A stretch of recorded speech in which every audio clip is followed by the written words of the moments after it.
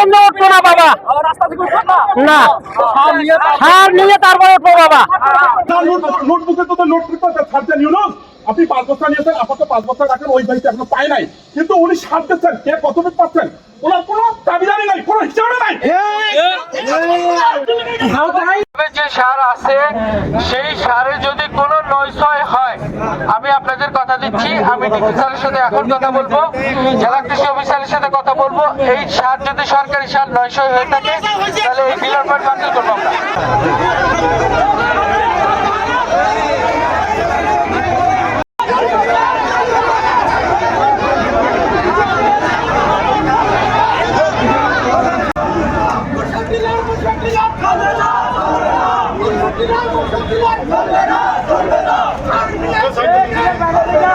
জমি আমি 1 লাখ গাড়ি আমাকে সপ্তাহে 1 দিন এক বস্তা করে সার পাই, তাহলে যদি সপ্তাহে 1 বস্তা করে সার পাই, আমার 1 দিন জমি হলে আমার 20 সপ্তাহ লাগতেছে, 20 সপ্তাহ মানে 4 মাস প্লাস। তাহলে আমি ভিতরে কবে করবো, কবে কি করবো? দেশের যদি কৃষি খাতে এইরকম বরাদ্দের অবস্থা হয় তাহলে কৃষক বাঁচবে কি করে? আমরা চাচ্ছি সারটা প্রতিটা কৃষক যাতে ন্যায্য মূল্যে তার সারটা পায়, কিন্তু যিনি ডিলার দিচ্ছেন উনি যেভাবে সার দিচ্ছেন, উনি তো এখানে এতগুলো ডিলার, কোন ডিলার নাম বলেন? হাতিবান্ধা খিঙ্গিমারি ইউনিয়ন উনি তো এতগুলো মানুষ চাহিদা মেটাতে পারছে না।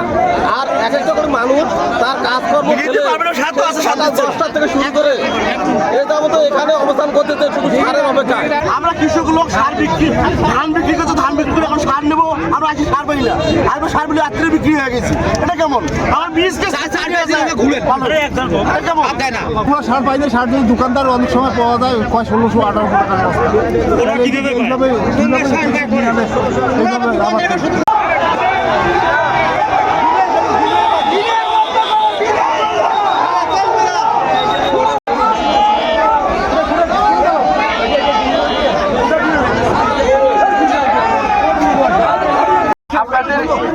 আপনাদের সার নিয়ে উৎকণ্ঠা উদ্বেগ সাথে সাথে জানার সাথে সাথে কিন্তু আমি উইদিন এ মিনিট 1 মিনিট দেরি হয় নাই, আমি চলে আসছি। মূলত সার বিতরণ করার সময় প্রতিদিন আমাদের উপসহকারী কৃষি কর্মকর্তা, আবার একজন কৃষি কর্মকর্তার ভিজিট, একই সমস্যা ডাওয়া বাড়িতেও হয়েছিল গত বৃহস্পতিবার, আপনারা জানেন।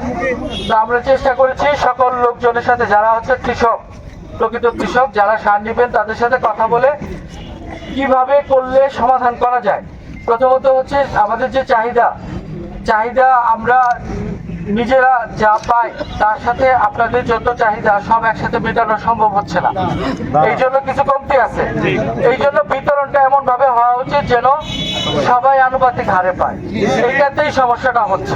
যে সার আছে সেই সারে যদি কোনো নয়ছয় হয়, আমি আপনাদের কথা দিচ্ছি, আমি ডিফেন্সারের সাথে এখন কথা বলবো, জেলা কৃষি অফিসারের সাথে কথা বলবো, এই সার যদি সরকারি সার নয়ছয় হয়ে থাকে তাহলে এই ডিলার পয়েন্ট বাতিল করবো আমরা। ডিলার হওয়ার জন্য মানুষের অভাব নাই, ডিলার হওয়ার জন্য ব্যবসায়ীর অভাব নাই, আমরা এইসব ডিলার রাখবো না। আমরা সারটা প্রথম আজকে যেতে দিচ্ছে, কয় বস্তা গেছে, যাওয়ার পরে কয় বস্তা আছে আমরা ইন্সপেকশন করি, যদি বস্তা কম পড়ে তাহলে হচ্ছে ডিলার পয়েন্ট বাতিল।